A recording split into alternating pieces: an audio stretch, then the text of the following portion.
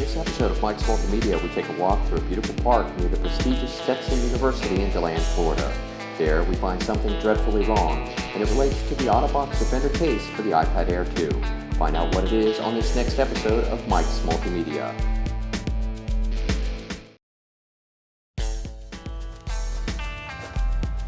Hi, I'm Mike with Mike's Multimedia, and today I came to this park here just south of the Stetson University here in DeLand, Florida. Beautiful scenery. As you look around, you got these nice trees with the moss growing through there.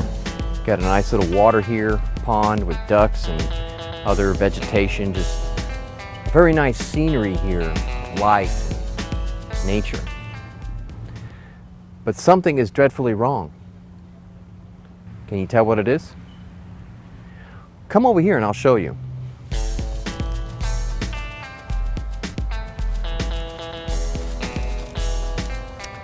Well, the thing I noticed that's wrong today in this park isn't this mural. This is actually a rather nice mural. A little weathered. The paint is chipping. There's no face in the character. Elongated arms. No date of the artistic when it was created. But anyway, let me take you to where the area is where there is something very wrong.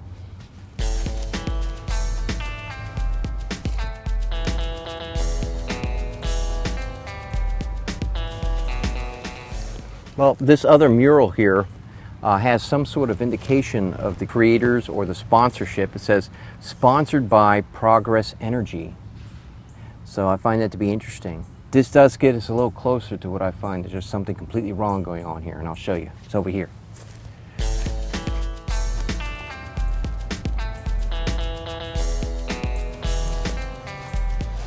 Well, on the way to the real target area I'm trying to show you here, where there's something very wrong, I came across this other mural in this park. Now there's nothing wrong with this mural other than it's been here for a while. It's got some weathered condition to it. I can't really make out the wording down here. It says hauling logs to sawn something or other. But it goes on from here up to the ramp here. So let's follow that because that's en route to what's very wrong out here.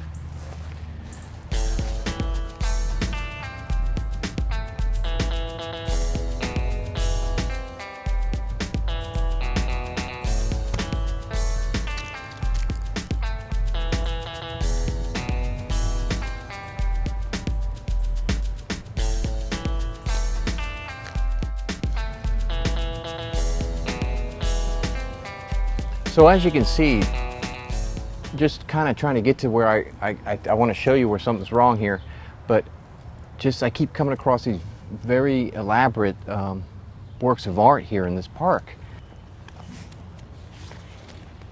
So there's a lot of rich communication going on here with this artwork. It's portraying something and it's communicating something outward. It's depicting periods of time and key aspects of what the people and the culture were like. But anyway, I don't want to get caught up with that. It's right around the corner here. I want to show you that something's very wrong.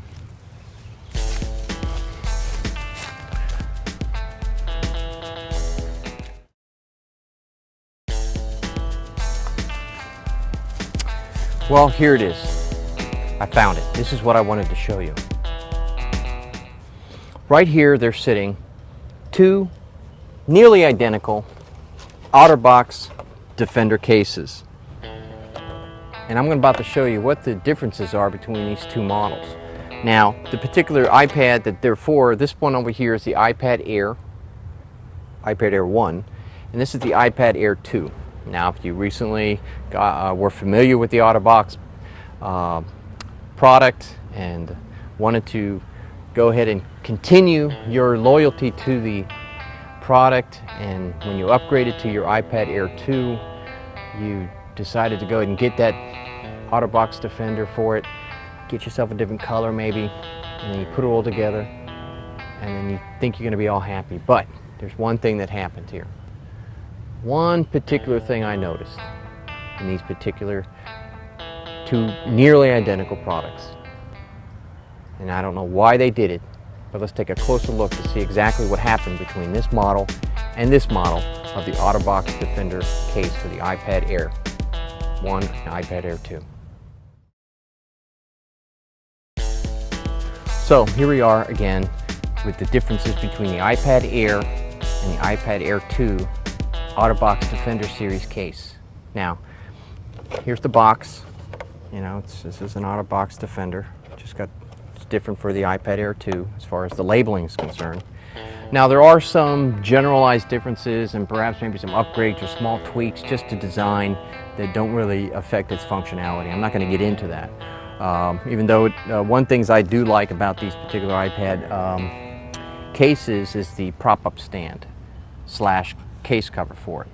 And this is one thing I was looking to enjoy by continuing on my loyalty to the product. You can set it down in there, it'll snap into place, and then you can de-snap it out of there and kind of work on it out of there, and then flip it over, and it turns into a nice rugged, you know, this is material comes with it too. You got a case for the iPad and this outer protective kind of base / cover for it, so you can slide it in your briefcase or whatnot for it.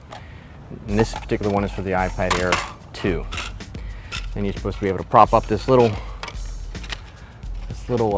stand here and slide your iPad in there, and there you go. And then you can maybe, if you got a stylus, you can do your work on there, and then just kind of let, you know, everything almost is identical, the functionality of the case and everything like that, to the iPad Air version. But there is one thing that they changed which completely was a letdown and actually has disrupted the ability of this case to perform as its predecessor did here with the iPad Air. So let's take a closer look at that. Now we'll start off with the earlier model here. This is the iPad Air, same case, Otterbox Defender, right here, different color, that's all. And this one collapses down. Aside from that, let's talk about the key feature which they abandoned when they went to the iPad Air 2 version of their product. So what happens when you put this into your base station, which is supposed to act like your stand here, is you get a good sturdy base to work with. Now the reason for that is because, you know, you can press on it and it kind of stays put. And the reason being, let's take a closer look what's going on down here in the little crevice. Now there's nothing really going on here, it's just the iPad's smooth edges here, and it slides into place here. But let's take a closer look right here in this crevice, and I'll show you what I'm talking about. So if you take a closer look, if you've got one of these, take a closer look down right here by the little crevice. You see that little nub? Well, that is key. They got one on each side here, and they got one over here, and they got one over here. From what I can see, that provides a couple of different functionalities to this product. It allows it to snap into place, provides that little snap thing, and here's the little edge kind of counterpoint for that nub to slide into. And it works just fine. It'll snap in there, see? And it grabs in there and it just locks in, and that's great. And one of the reasons why this particular case is great. Then what happens when you prop it up on a stand, what that nub does is it provides a leverage breaker. It keeps the iPad from kind of flicking out, you see? And I'll show you when they change that design going to their iPad Air 2 version. Notice where this is at. It's on the front face here, on the outside, and it's parallel to the edge of the iPad on the iPad Air version. And that's what's key, allowing it to create a leverage point in there, keeping the iPad from flipping out like this. All right? So let's take a look at the iPad Air 2 version of this product, and I'll show you the difference. All right, so here's the iPad Air 2. This case made a dramatic change in their case down here in that pocket where I was explaining to you before. Now, I'll just go right to the chase here and I'll show you what's going on. You see what they did to the nub? I don't know, let's see if I can get a good angle on it.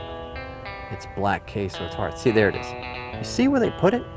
They put it in the curve and actually made it a little smaller. You know? So what did that do to the functionality of it acting as a leverage breaker when you want to put this and prop it up on this little stand? What did it do? Well, it totally disabled that ability to do that. Watch this. I'll just move it a little bit, or just put a little pressure on it, and it falls out. It comes right out of that propped up position because it doesn't have anything to keep it from sliding. See, I'll show you.